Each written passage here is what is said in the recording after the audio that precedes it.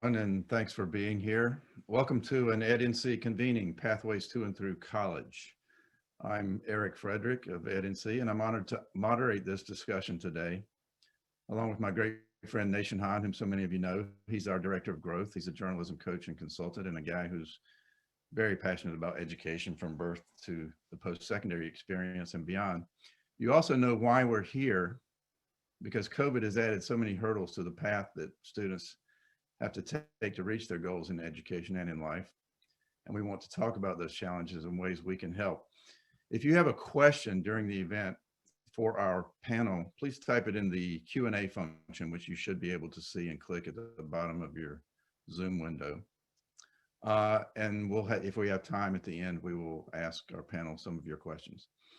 But let's get right to it, because we have a great panel with us today, and I really can't think of four people better qualified to tackle this subject. So I will introduce them alphabetically, and I'll let them tell you a little about themselves and about their knowledge and passion for this.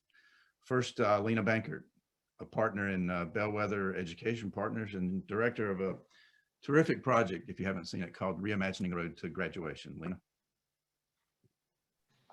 Good afternoon, everyone. I'm delighted to be with you today. As Eric mentioned, I'm a partner at Bellwether Education Partners. I lead Bellwether's strategic advising work. For those of you who don't know us, Bellwether is a national nonprofit. We're focused on dramatically changing education and life outcomes for underserved children and communities.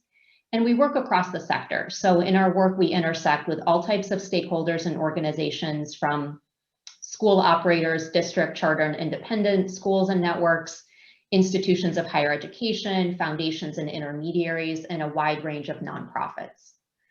A lot of my work, especially over the last few years, has focused on students' pathways to college, career, and life success. And so let me take you back about a year and a half ago. We were doing a big landscape assessment of the college advising space.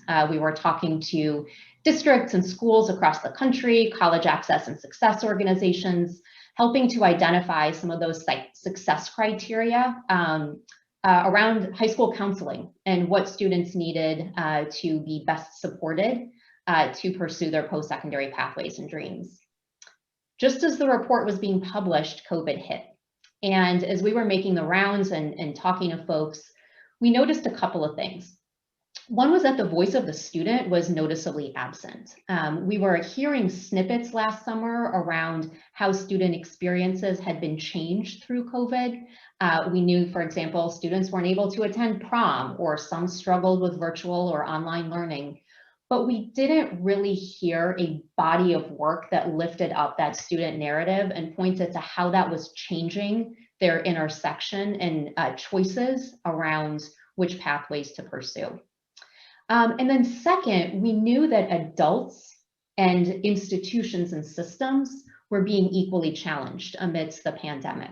And so we wanted to both recognize the student experience and the adult experience, the supporters around the students, knit those two together and help to problem solve and come up with some best practices and recommendations for how very fragmented support systems could best work together in support of students on their post-secondary pathways. So I'm really eager to share a bit more about the Reimagining the Road to Graduation report that came out just a few weeks ago. Thank you, Lina. Next up is Rachel Desmarais, president of Vance-Granville Community College. Rachel. Hi, thank you. As he said, I'm president of Vance-Granville Community College. I have been here for starting on my third year now, and this is a small to medium-sized college, rural serving, also suburban serving, just north of the Raleigh-Durham, North Carolina area.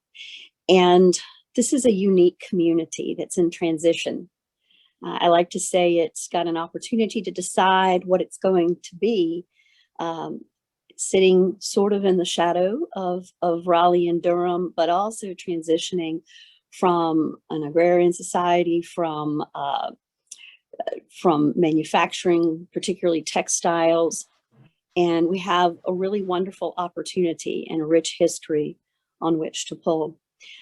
I started my journey to presidency perhaps somewhat unwilling, because it was never my dream to be a community college president, but I wanted to solve problems specifically for people who needed assistance in getting their education. I had the heart of an educator, I suppose. And in my journey, I made it to the Aspen Fellowship, cohort 2, and was able to change some things at my college then based on my experiences, systems, procedures, policies that we had become perhaps somewhat blind to. Was really excited to get to an institution that wanted to continue that type of work in Vance-Granville. And I've been very fortunate to have a partner in that work who you're going to meet next, in Dr. Anthony Jackson, who's also a visionary and in our local LEA. And it's, I'll leave it at that.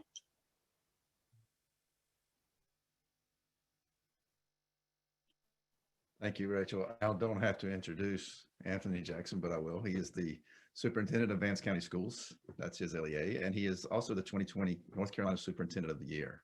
Anthony. So good afternoon. I'm thrilled to be here. I am the proud superintendent of the Vance County school system. We have about 5,200 students. I've always said that with the pandemic, we were uniquely positioned to absorb some of the challenges that came with the pandemic and the pause in daily interaction with students. We were in the midst of training our full staff for a anytime, anywhere learning environment, where we were through the gracious gift of the Golden Leaf Foundation, we had trained about 80% of our teachers in use of digital strategies and digital transformation, and allowing students to use digital resources as their core instructional resources. And so we were kind of uniquely prepared for that. And so as we moved into the pandemic, we were able to regroup and to gear up pretty quickly.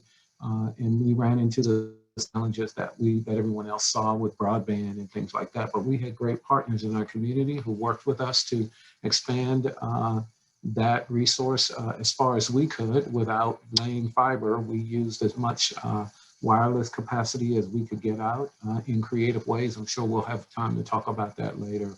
But I will say to you that in Vance County, we made a decision at the very beginning of this that COVID would be an opportunity for us to reimagine and rethink everything that we knew about school, and that we would not allow COVID or this pandemic to punish our kids, that the adults would have to be resilient enough to regroup, reimagine, rethink, and renew a focus around a new normal that we couldn't describe yet.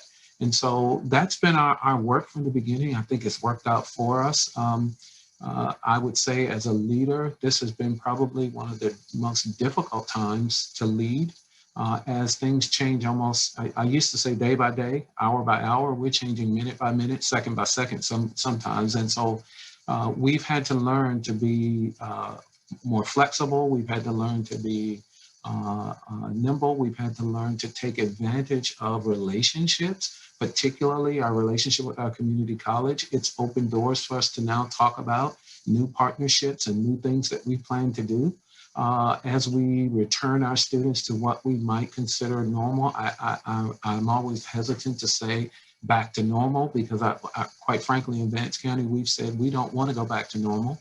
We want to really embrace whatever this new routine or new normal is going to be for us. We want to be prepared to embrace that. And so we want to learn from the challenges. We want to implement those things that worked, and we want to throw away those things during the pandemic that didn't work, but we also want to throw away those things prior to the pandemic that didn't work, and be honest enough to differentiate the two.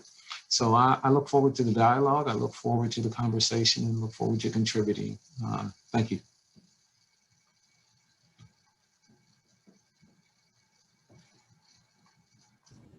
You're on mute, Eric. One of the challenges that our students face is, of course, internet access, and I just lost mine for about 2 minutes there. So I think I'm through panicking now, and I'm back. Last member of our panel is Tim Renick, who is the Executive Director of Georgia State University's new National Institute for Student Success. Tim, welcome. Yeah, thank you. Good afternoon, everyone. It's a pleasure to be here. I think why I've been invited is because Georgia State plays an interesting role nationally. We're one of the largest MSIs, minority serving institutions in the country, with about 54,000 students, one main campus right here in downtown Atlanta, and then we run 5 community college campuses in the metro area as well. We were not doing very well about 15 years ago. I began leading our student success efforts back in 2008. Since then, we've been able to improve our graduation rates overall by about 70%. But for underserved students, our Black, Latinx, and low-income students, we've more than doubled the graduation rates. And what that has created is a uncommon circumstance nationally where for 6 years in a row, Georgia State has had no equity gaps in graduation rates based on race, ethnicity, or income level. Our Black, our Latinx, and our Pell students, Pell receiving students, have all graduated at or above the rate of the student body overall for the last 6 years. And I'm happy to say through COVID as well. And we now hold the distinction of graduating more African Americans with bachelor's degrees than any other college or university in the US. So how have we done it? We've done it by being very aggressive in the use of data and technology, using predictive analytics to create opportunities to reach out to students proactively before they may recognize that they're getting off path, using chatbots to communicate with students all through this past year, almost on a weekly basis. We've been getting 2,000, 3,000, 5,000 student voices to speak up about questions that we've been facing on campus. You know, how comfortable do you feel coming back to campus? What kind of courses and the modality would you most prefer, and so forth. We've been very aggressive about distributing financial aid in a proactive fashion, not waiting for students to apply, but instead identifying students who have financial need through our data systems and giving the students that money, no questions asked. I think the connection to our theme of COVID and the pandemic and the recovery, hopefully, that we'll be seeing is that a lot of these platforms that we invested in because of the so-called non-traditional student body we enroll at Georgia State proved very useful during the pandemic. And I'm happy to say that we've had 4 consecutive semesters since the onset of the pandemic where we've set new records for the number of degrees conferred. Despite that positive news, there are some problems as well. And I'm happy to talk about what we're seeing in this very large data set at Georgia State University. Thank you, Tim. I'm going to go to the questions now, and I'll let all of the panelists address them, and I'll let you decide who kicks it off. Our first topic will be student success, remediation, recruiting, retention. They're all challenges that they face in the best of times. Now that we've had a year of virtual learning that has created even more opportunity gaps for them, what are you most worried about?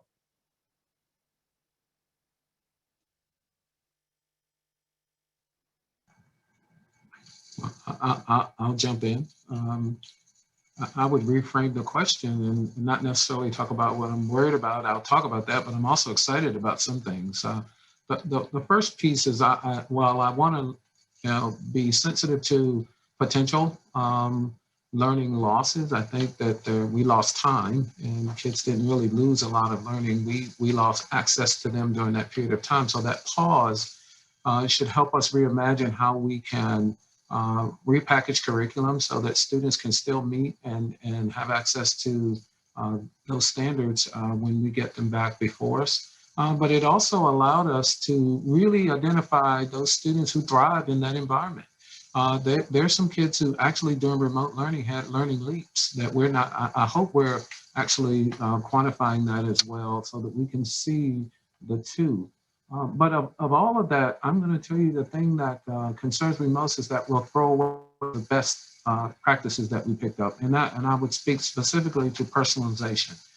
During the remote learning piece with every child with a device, we were able to personalize instruction in a way that we've not been able to do in regular classrooms. And I think we accelerated the ability to train teachers around how to almost build out a playlist for each kid.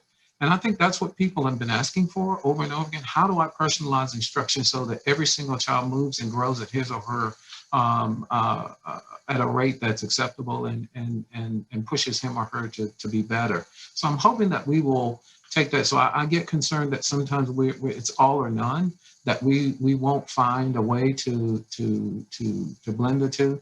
But my biggest concern is around digital access and the digital divide, that it could well, if we're not careful, if we miss this opportunity to really invest and to expand the digital, our digital footprint in terms of broadband, that we're going to miss an opportunity to really expand our abilities to educate more kids more efficiently and to reach their individual needs in a more aggressive way. So those are just concerns that pop to the top of my head as a school superintendent that I want to keep at the front of the table. We've got to really look at both the benefits and the challenges of remote learning and the personalization piece, as well as keeping our eye on the digital divide. And as soon as we get back in the classrooms, not just fall back to the way we did things before.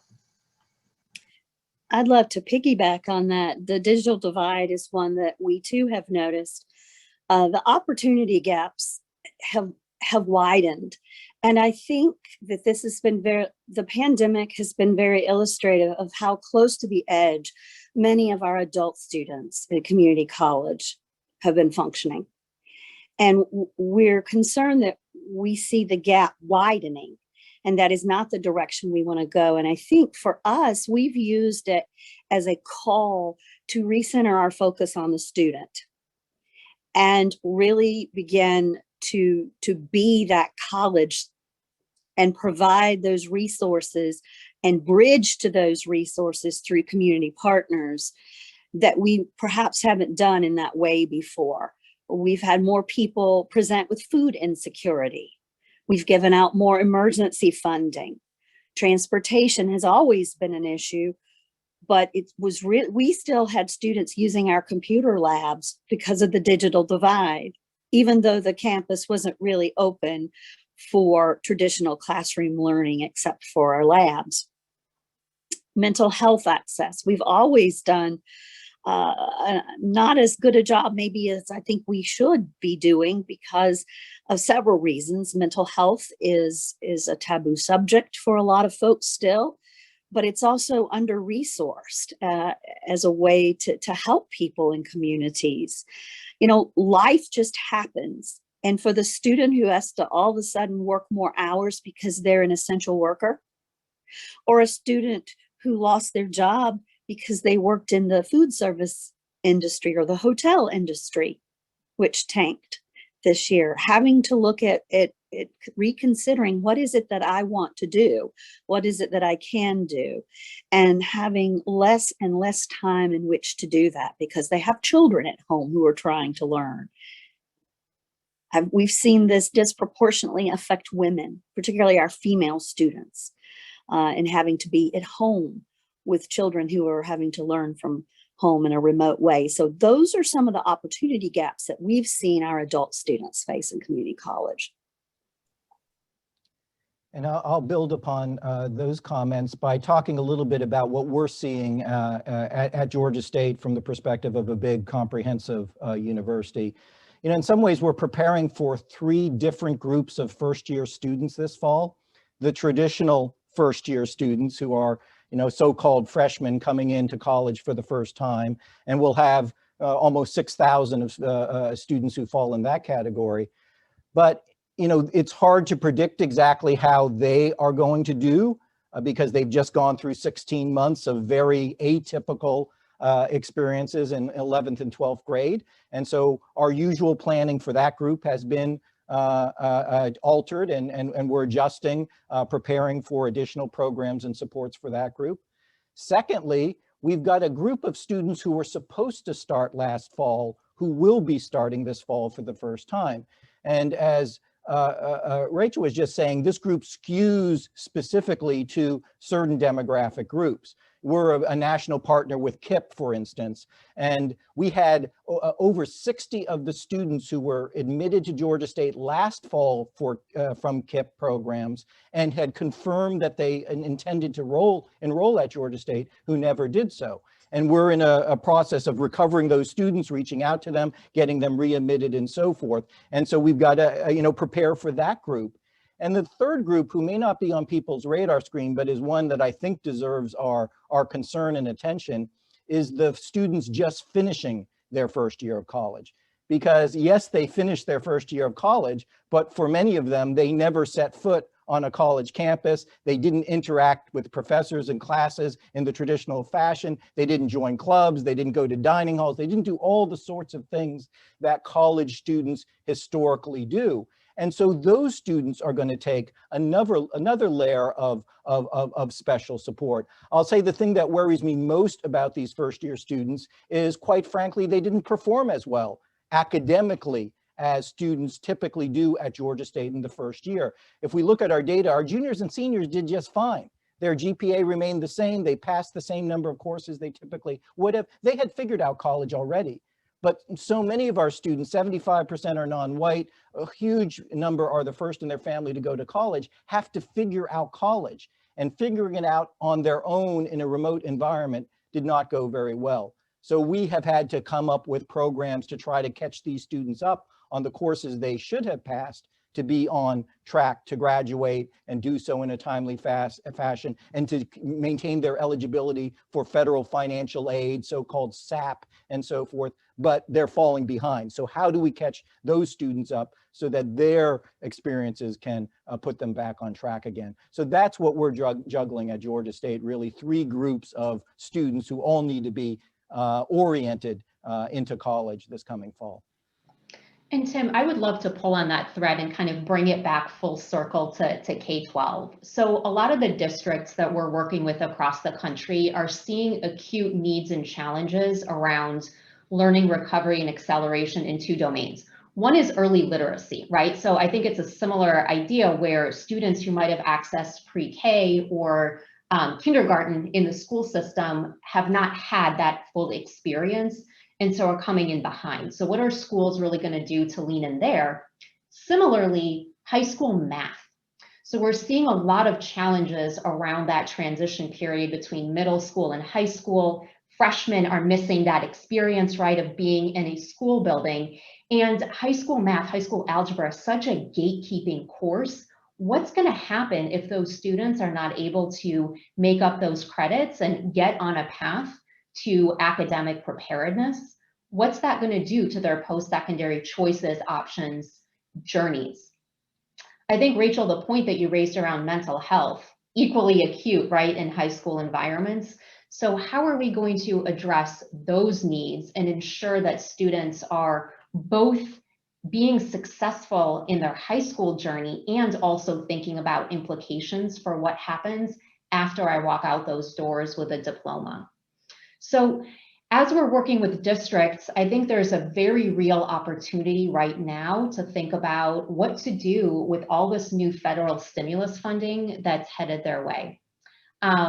Many districts are just not experienced, right, with making strategic decisions and really tying the needs, what the data is telling us about where the gaps are in the student communities and populations, and therefore how you need to align those federal stimulus dollars in support of either staff or technology or other resources like learning acceleration academies or extended time. Very little of the money that I have heard about right now is going to post-secondary access and success initiatives and efforts. So I just want to name that, I think, is a big opportunity as we think about the ripple effects of COVID. Tim, I think to your point, this is not a one and done, right? We're going to see multiple years, multiple cycles of students who are impacted in different ways continuing through the pipeline.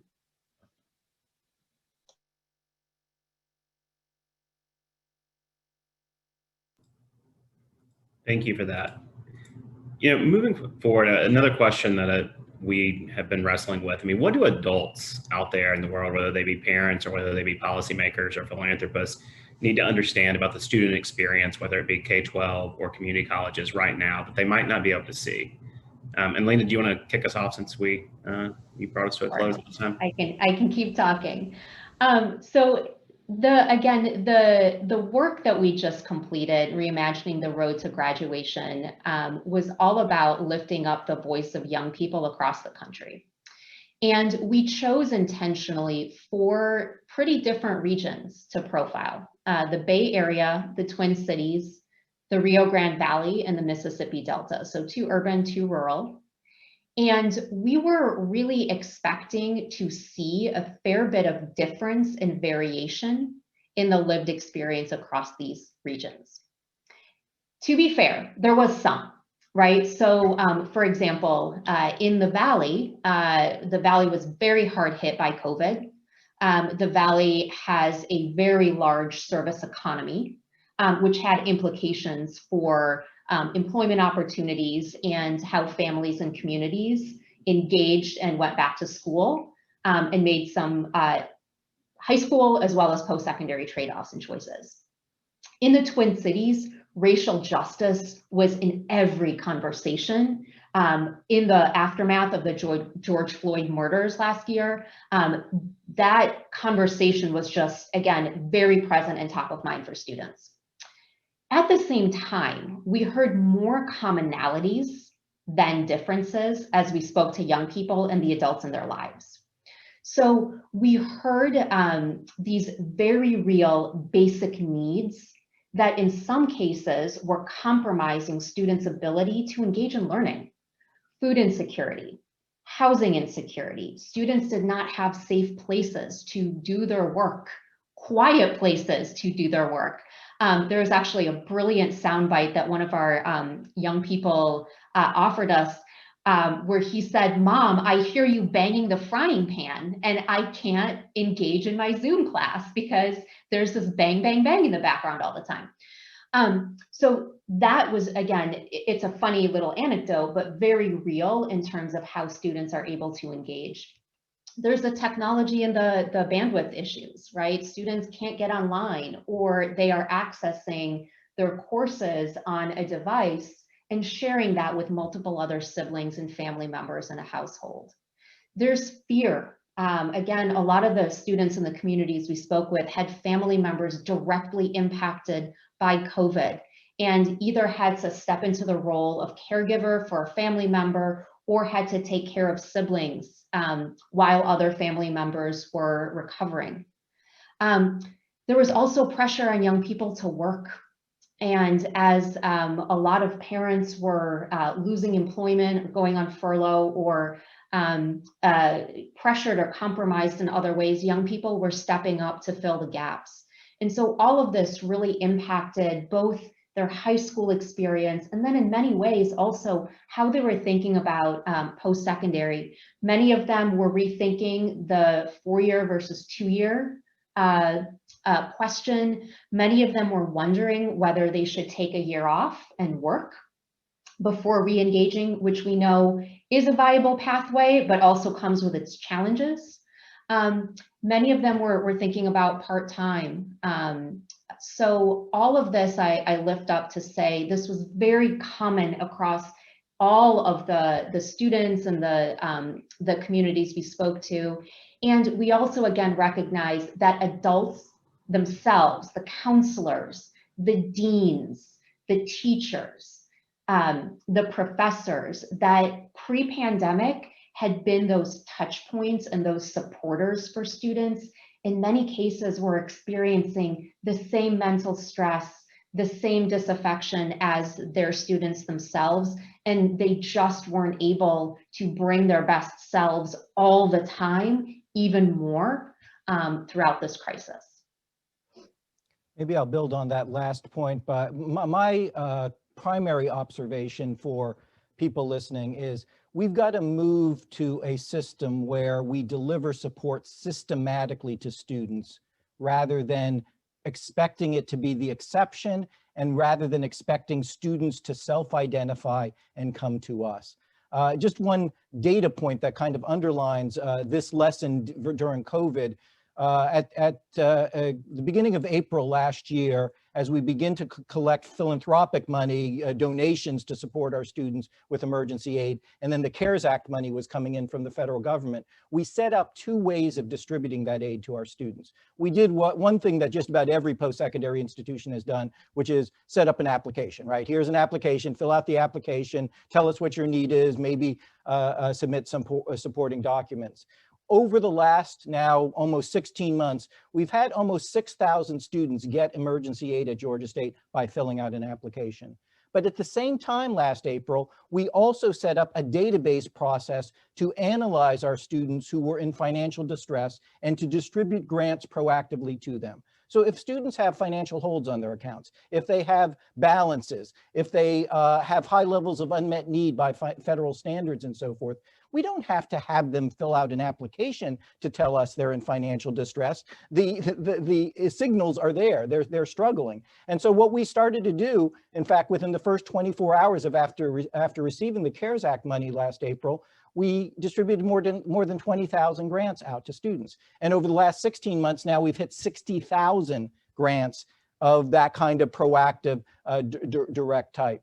We can't sit back and wait for students to self-identify, raise their hand, and jump through bureaucratic hoops to get our help and support. The reality is whenever you put a bureaucratic hoop in front of a student or a family, the individuals who will navigate that barrier will be those who are best empowered, right? They won't be the most deserving students in the sense that the mere fact that they have the ability to figure out the bureaucracy, the time to fill out the forms and do all these things and so forth, means they're probably better off than some others who don't even have the bandwidth to handle that bureaucracy. So much, especially in higher ed, is left up to the student to diagnose their own problems, navigate a bureaucratic system to figure out a solution, and then seek that solution for themselves. I think what COVID has underlined for us is how important it is that we flip that equation and understand that it's our responsibility as institutions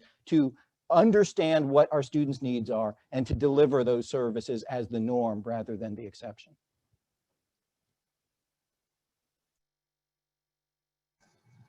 So I would add, just from the K-12 perspective, I think we really need to recognize that COVID has been or has inflicted trauma throughout family systems and structures.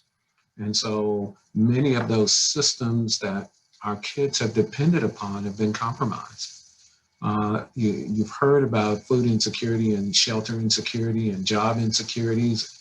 All of those things, those systems that our kids have come to depend upon. And so I think in our school system, we've got to be very clear as kids return to the routines of us seeing them on a regular basis that we're going to have to do some things differently. And we're going to have to, again, reimagine. First, I say we have to extend grace before we start grading. And so we've got to recognize that our kids are bringing a lot of stuff with them. And there has to be a place for those kids to unload that stuff.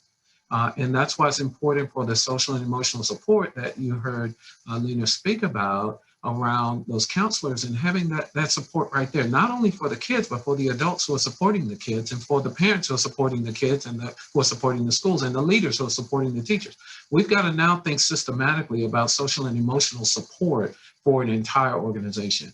But I think when we look at our kids, we've got to understand that before we start testing them, and I think we've got to figure out how we've got to touch them somehow. We've got to reconnect with them so that they recognize that school is a place where I can come back and renew myself and really figure out how this thing works, because everything I thought was compromised. I thought, we were safe. I thought, that a pandemic couldn't come. We were caught off guard by this, and structures have been put in place. And so those are the kinds of things that I think teachers are going to have to recognize. And a lot of our kids, I will say high school kids in particular, they've had to take on adult-like responsibilities.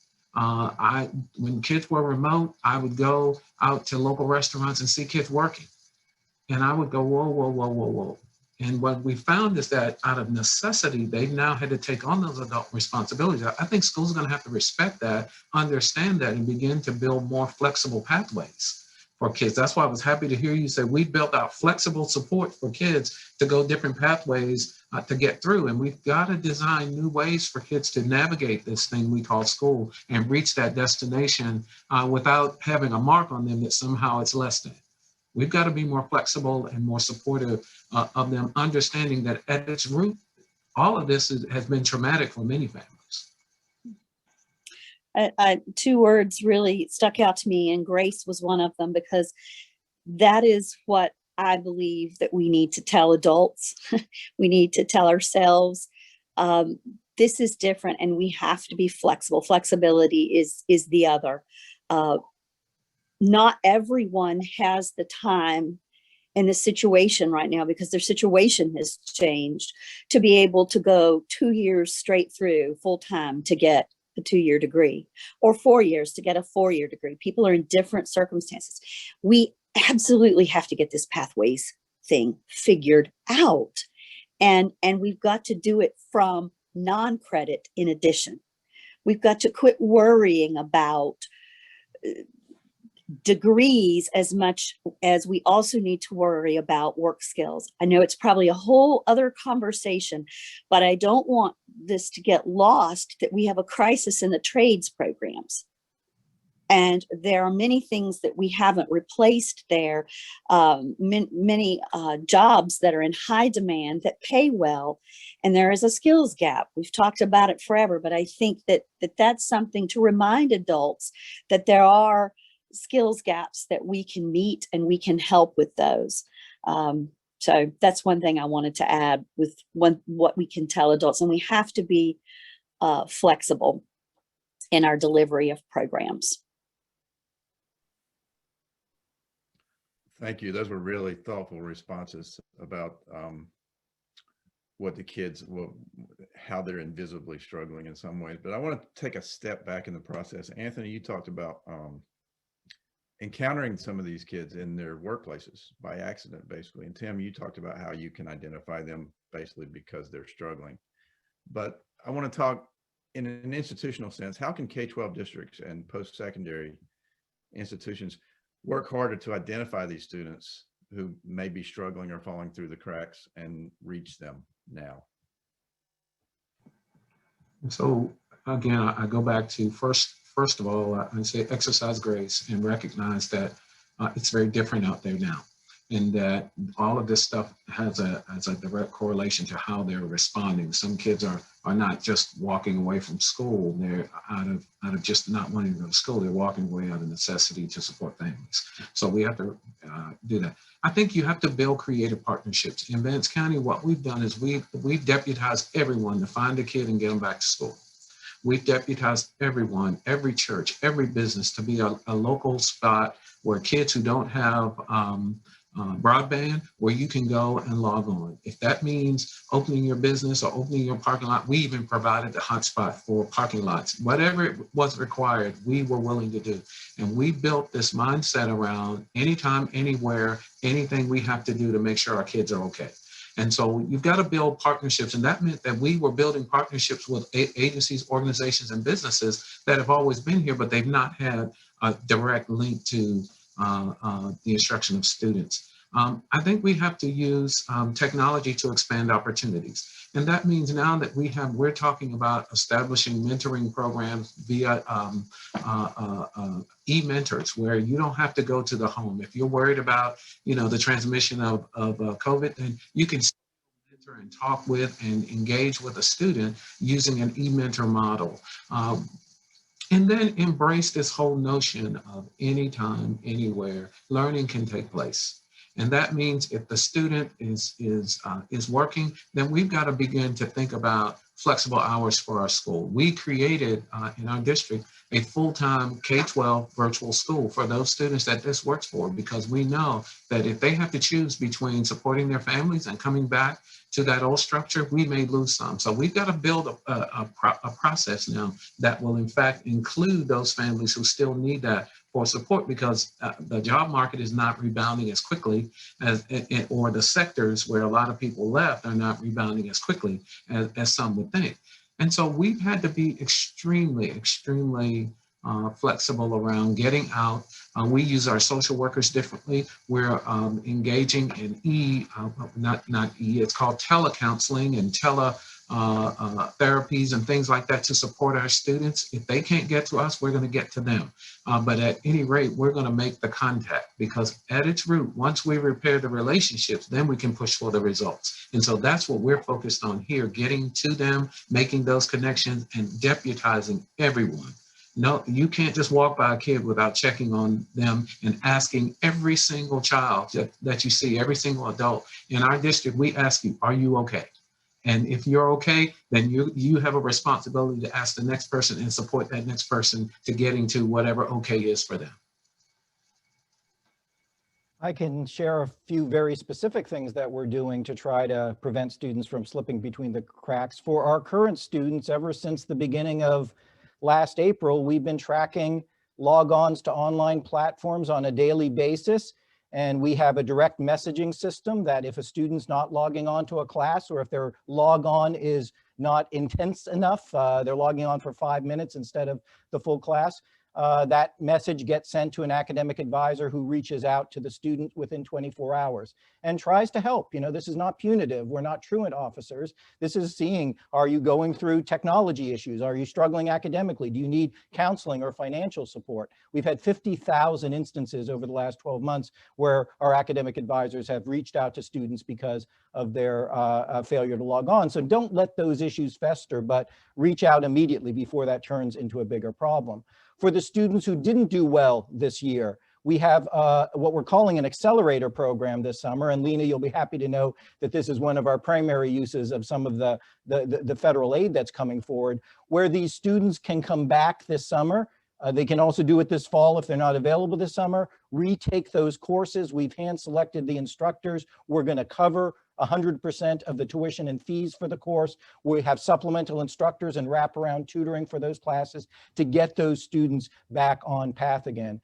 For our incoming students who we fear may struggle more than is historically the case, we have a Success Academy this summer. It starts 7 weeks before the start of the traditional fall semester for our first year students. They can come in, they take 7 credit hours worth of coursework to get their kind of feet on the ground. But again, we're delivering all these wraparound services, near-peer tutoring, supplemental instruction, a proactive academic advising and so forth to get these students off to a good start for the beginning of the year. So, you know, what we're trying to do is look at these students on a day-to-day basis, identify issues early on, not letting them become big issues. If you sit back passively, then it's more than likely that some of these students will drop out, not to ever come back again. If you catch the problems earlier, the data show you have a much better chance of getting the student back on path quickly. Those are great points, Tim. And I think as a former chief information officer and an IT person, I've been very frustrated at the slowness of educational institutions to invest in that kind of technology to be able to allow us to get subsets of students that we can personalize that just-in-time help for, and that would help us identify it. And I think we need to spend more resources in that way, and we need to help. One of the things we did, some of the same things you did this year, but one that we had great success with this year was our Gateway Math course. At the first sign of distress, their very first test, if they made below an 80 on their first test, they were being contacted.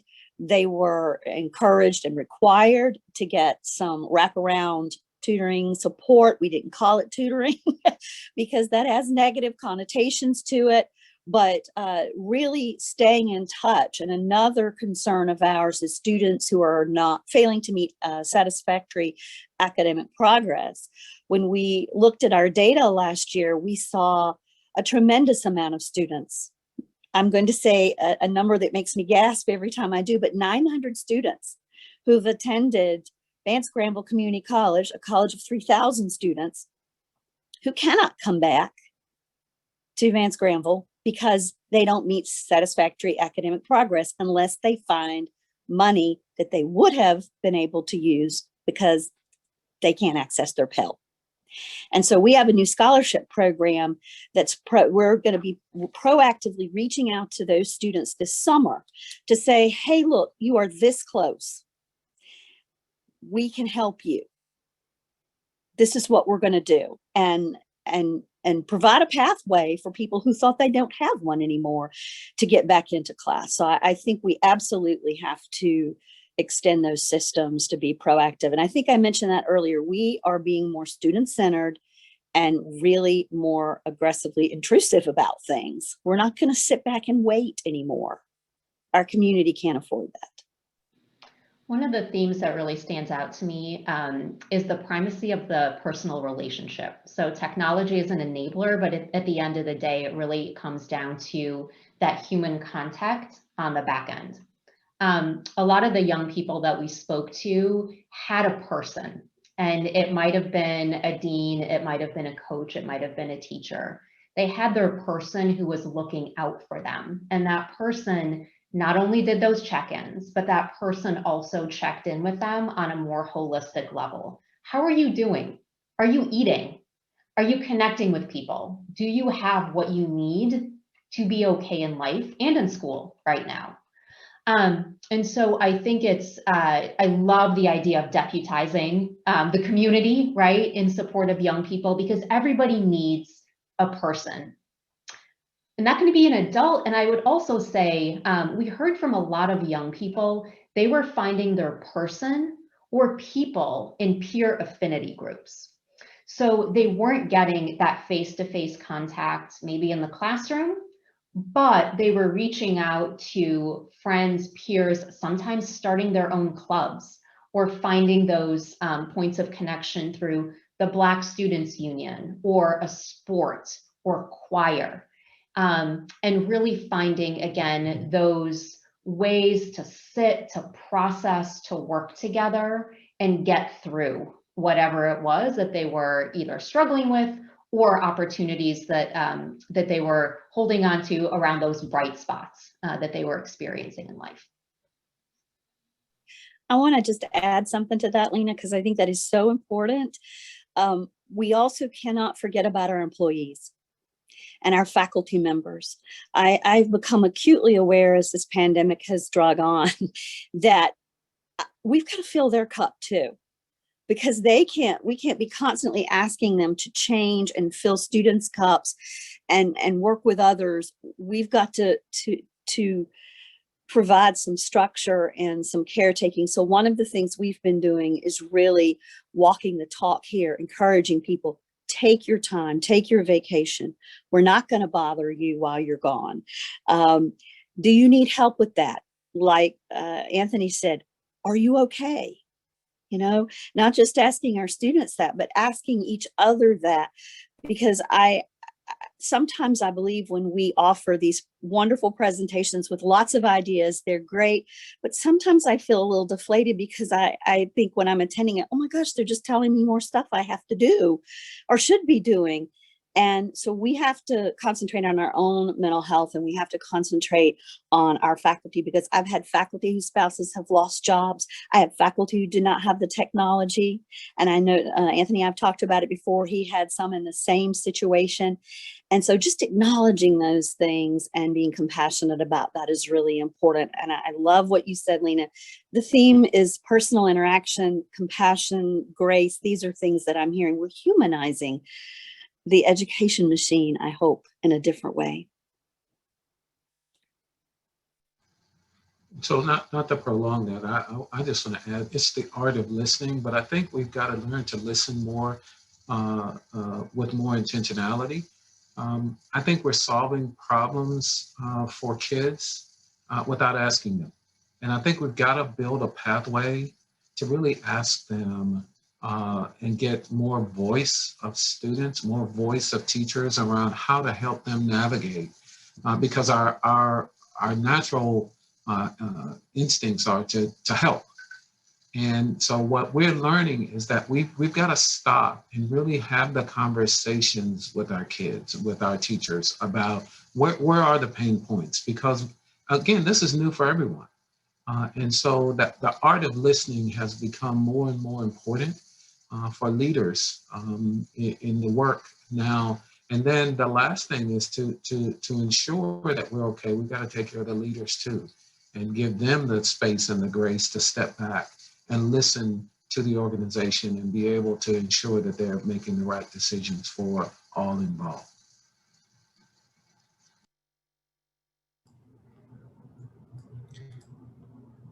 Excellent.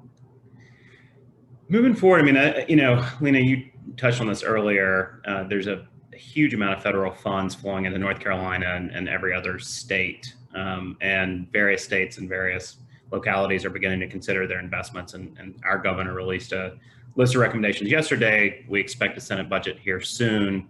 As policymakers, you know, both on state level and local level are wrestling with decisions. And I think this also would extend out to presidents and superintendents as you all have your own local guidance and control and governance around some of the funds.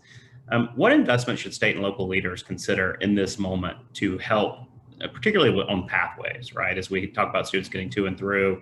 And Tim, I think we'll start with you. I think, you know, you've done a great job of outlining, you know, 3 target groups. And I suspect that Rachel would sort of discuss the same groups and maybe add in adult learners at community college. What should that look like? And what advice do you have for policymakers? And Tim, we'll start with you. Yeah, thank you. I think there are some things that we've begun to learn are highly effective in higher education, and now is an important moment to invest in these things.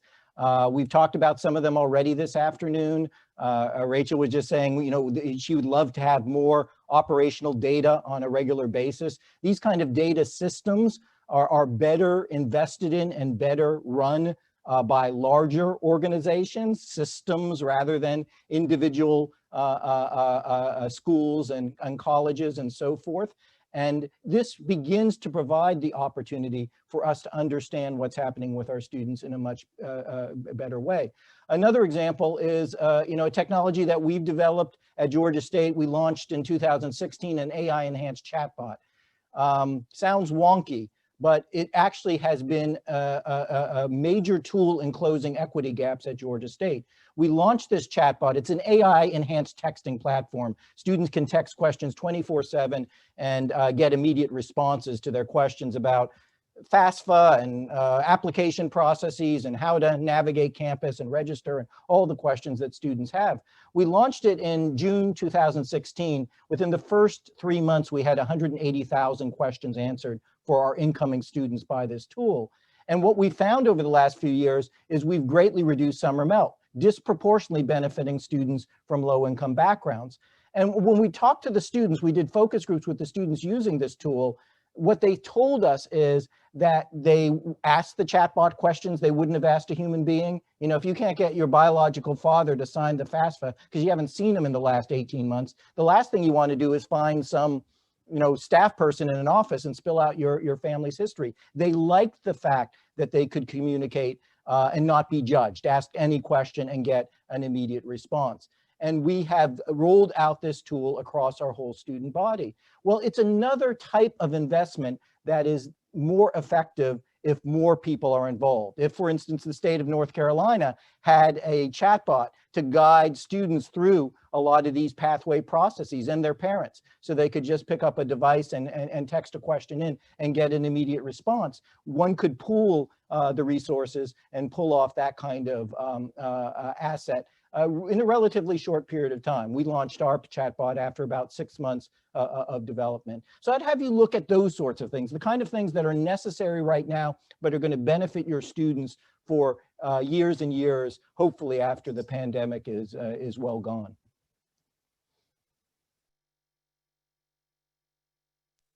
So I'm happy to lift up three things that have been on my mind. The first, I'll start with the K-12 side. It is so wonderful, Dr. Jackson, to hear you speak with such passion, right, about both the students who are in your schools right now, but then also what their pathways are going to be after they leave with that high school diploma. And the fact of the matter is there's so many districts across the country that are not thinking that way, right? They think that their job is done once students walk out the door in 12th grade. What I would love to see from a policy standpoint is shining more of a light for districts on how they're doing on post-secondary outcomes, so that the conversation about to and through really becomes part of every district's core work and not just an add-on. Second and related, I think it is wonderful to hear about K-12 and post-secondary partnerships. As we've talked about today, this work is hard. It is hard to do in a silo.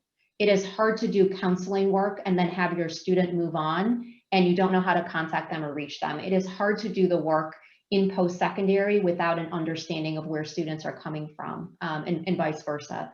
So the more that we can bring systems together to actually talk, partner, look at the data together and think about coherent supports, the better. Again, it's not about extraordinary people doing Herculean things in support of young people. It's about extraordinary systems coming together around that work.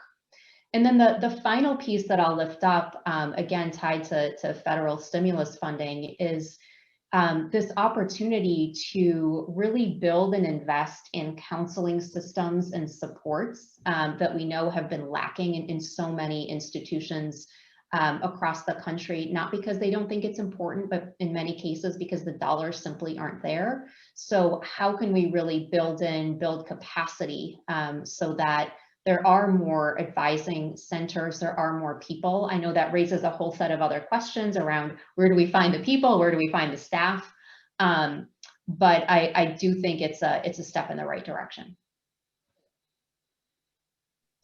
So I'll just, I have a couple things that are very related, but as much as we would like for our students to come to K-12 and come to college because of the innate value of education, they don't. Let's really talk about careers. You know, what do you want to do when you grow up? What do you want to spend your life doing? What's your aim? That is so important because that is the intrinsic motivation. When a student can see themselves being somewhere, doing something incredible. And so I think we need to focus there on the careers as the pull. And I think we need more linkages between the pathways. We are all working on developing our pathways, but to build on what Lina said, we've got to focus on the systems, which are the pathways linked together. And then finally, building on Lina's to and through, community colleges have to do the same thing that she suggested for K-12. We have to follow our students into the four-year partners. We have to follow them into the workforce. We don't say, good luck, you graduated, bye.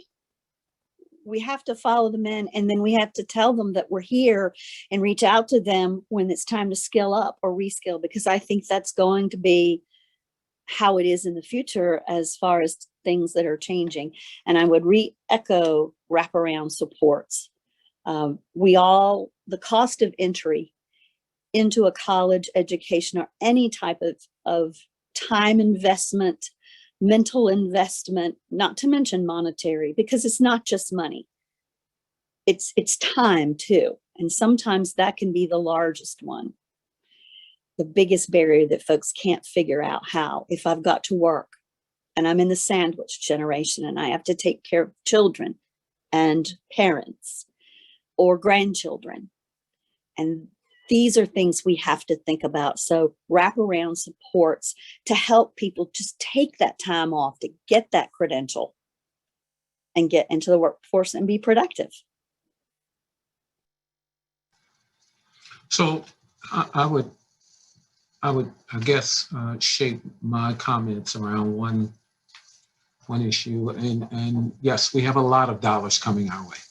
It's amazing. And I often have that moment where I go, why did it take a pandemic for us to recognize that we need to make these kinds of investments in education? So that's one of those structural questions I'm struggling with as a leader. But with that being said, I think we recognize, just as we've had before, large infusions, that those are dollars with deadlines. And so then we have to take those dollars and, in fact, utilize them so that the impact of the dollars lasts beyond the deadline. And that we can't go and just hire people we have to build systems. So I was glad to really hear that there has to be systems thinking around how these resources are used. And so I think it starts with reimagining what the learning experience can look like. We know that there are 3 distinct pathways that our kids have to navigate and that we are engaged in as K-12 entities. One is the hospital to home. And that's when they're born, and what we do to support that parent to get them ready for school. Early childhood is very, very important. Then you have that home to school pipeline. And that's that connection and transition that we have to build supports and opportunities for kids to touch and use resources and have experiences that are going to prepare them for one of the most important transitions, and that's that transition from school to life. And some say, in their school to college and school, but ultimately we want them to be able-bodied adults who can stand on their own with the training, the skills, the education that's necessary. Because I've said over and over again, I don't want kids to pass school and fail life. I want kids to be able to make that necessary transition through all of these according to what their skills are. And so it means that we're going to have to do that. We're going to have to reimagine what the experience looks like. We're going to have to use those resources to help embrace and invest in innovation. I think we have the opportunity to really look at how we deliver instruction differently, those pathways that kids go through differently, internships, apprenticeships, all of those things that are different. We can build them in to the regular experience of every single child and start them much earlier. I believe that right now we're waiting too late to start kids on that journey towards who they're going to be. The third one is build the capacity of your people. In our district, we know that we're in a very competitive area. It's very difficult to recruit teachers. So I'm investing in teachers. I'm helping them get add-on licenses. I know that I can't find academically gifted teachers. So guess what? We're going to use resources to help a cohort earn their academically gifted licensure so that now we have them in the district, and that same skill set, those same strategies are going to be used in classrooms to help accelerate learning for all kids or exceptional children in those areas that are tough. Help get those add-on licensures for those teachers to help them expand their capacity in classrooms. And then really just take an inventory, step back for a minute, and take the best from the pandemic and include it in our new routines. What things worked? We know that some of the digital tools and resources that we worked, they were wonderful, but now we have to figure out how do we integrate those into a face-to-face instructional model so that kids get a little bit of both, so that it's not just a one-time opportunity. So I think we have the ability right now to really make some deposits so that later on, those of you in higher ed and in the workforce, you get to make great withdrawals from a bank that's full with kids who have the requisite experiences to be not only successful in college, not only successful in school, but successful in life. And that's really our ultimate goal for them, to really build out that pathway for them. If I can get them to the launch pad, you all should be able to get the plane in the air. And that's really our goal to do that. And with these resources, I think we can buy a lot of fuel. Excellent. We actually have time for one audience question. This comes from my friend, Andrew Beal, who he added full disclosure, former public information officer for Vance-Granville Community College. So within the family, his question is, many people advocate for free community college. And certainly this is me editorializing, not Andrew's question. It's been top of mind and top of conversation since the president's proposal recently. And what Andrew goes on to say is some people don't realize that many community college students are already attending tuition free, such as the early college high school students. What does the experience of Vance County Early College High School tell Dr. Desmarais and Dr. Jackson about the possibilities of free community college and how students can succeed? And how do you respond? And Rachel, we'll put this to you, but also Tim and Lina, feel free to jump in. How do you respond when some critics say community college must have a tuition price tag in order for students to value it? And so, Dr. Jackson, we'll start with you and then go from there. I'd say the data would say that it's an access tool that opens doors for kids and allows them to realize the hopes and dreams of their parents. And so with our early college program, 85% of our high school kids leave that program with an associate's degree. And these are first generation college students who had no idea that college was even on the radar.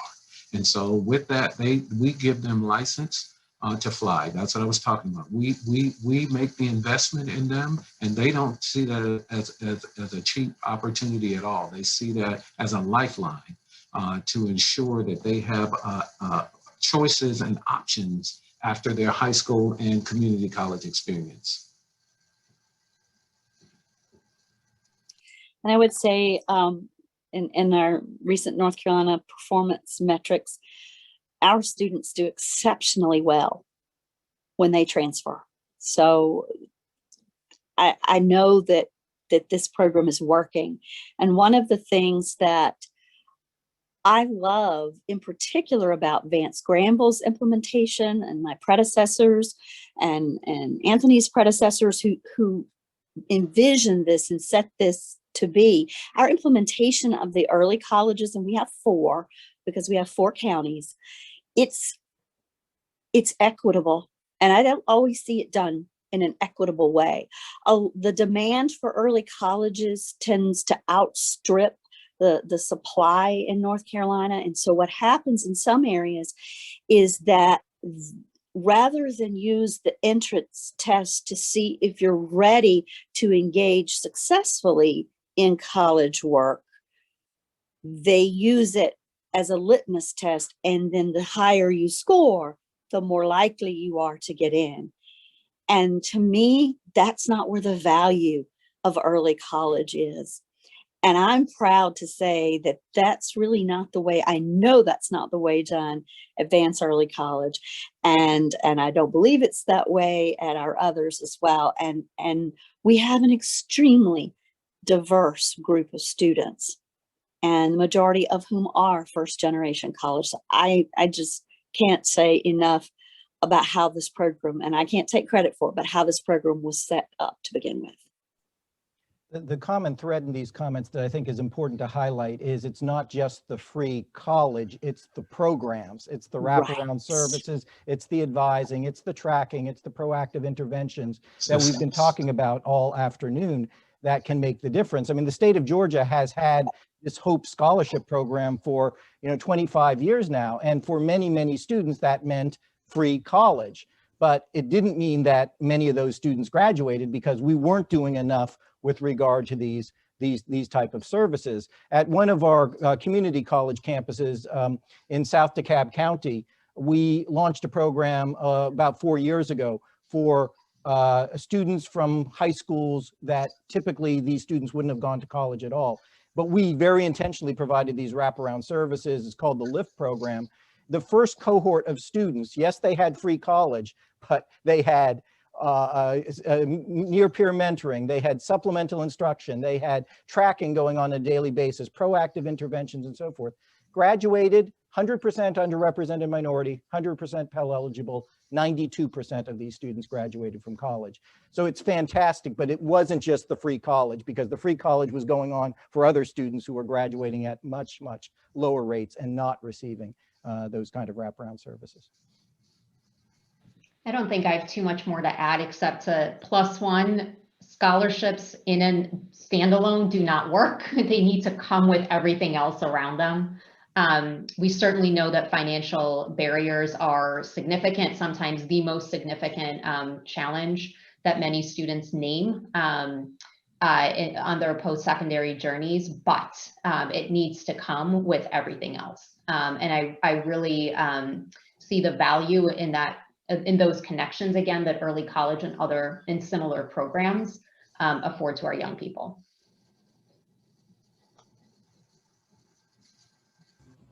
Thank you all for your participation. We have, I know, just a minute or two left. I want to be respectful of your time, know how busy you all are. Why don't we, any parting words of wisdom, and maybe we'll begin with our out-of-state friends and then go from there. Lina, why don't you kick us off if you have any final thoughts for folks to consider as we move forward? Yeah, I know this was surfaced as we were talking, but listen to young people. Young people have a lot of ideas, they have a lot of energy, they have a lot of perspective on what they need to be successful. And I think it starts with making sure that their voice is heard and becomes part of the solution. And then two is making sure that systems and structures and institutions and adults talk to each other too. And do the work together versus in silos. And I would advise that we hold ourselves to a much higher standard, that, you know, many of us grew up in a generation of educational research and literature that traced equity gaps very early on in education. You know, you can see equity gaps, and I'm not refuting this, in 8th grade reading scores or 8th grade math scores, 3rd grade reading scores, even in pre-K. But what I think many of us wrongly assume is that because equity gaps exist very early on in education, that therefore they're beyond our control, or by the time the students reach us in 10th grade or in first year of college or so forth, that it's beyond our control. I think what we're beginning to see, and Georgia State is an example of this, is that's a lie, that there's a lot we can do wherever the student is in their educational trajectory to address those kind of equity issues and make a difference. And I think our goal as states should be not just to improve outcomes, not just to improve graduation rates, but to absolutely eliminate equity gaps based on race, ethnicity, and income level. I'll go next because Anthony's very eloquent, so he can wrap us up. I want to say, please, please, please don't go back to the way things were. That would be the worst thing from this pandemic, is to go back to normal, because normal wasn't working. And to pivot off of what Tim just said, we absolutely must figure out a way to change our mindset from that of deficit and say, we can do this and we are able to do this. We just have to think about it in a different way. It has to be about the student, not the research, not just the employees. It has to be student-centered, and that's what I'm excited about. So I would just say thank you for just the opportunity to share. But at its root, all of this tells us that we're never going to be the same again. And quite frankly, I don't think we should even try. More importantly, I just think it's important that we recognize and we just give each other the space to really be okay and be open to where this road ends, or at least where this road is taking us. And finally, I would just say that as we reemerge from all of this, that we not allow social distancing to become social isolation. That we've got to recognize that we take care of each other. We have to talk to each other. We've got some great ideas, great people doing great things out there. And it's important that we not allow our need to socially distance to isolate us from those great ideas and to cut things off and to build even more silos than we ever had before.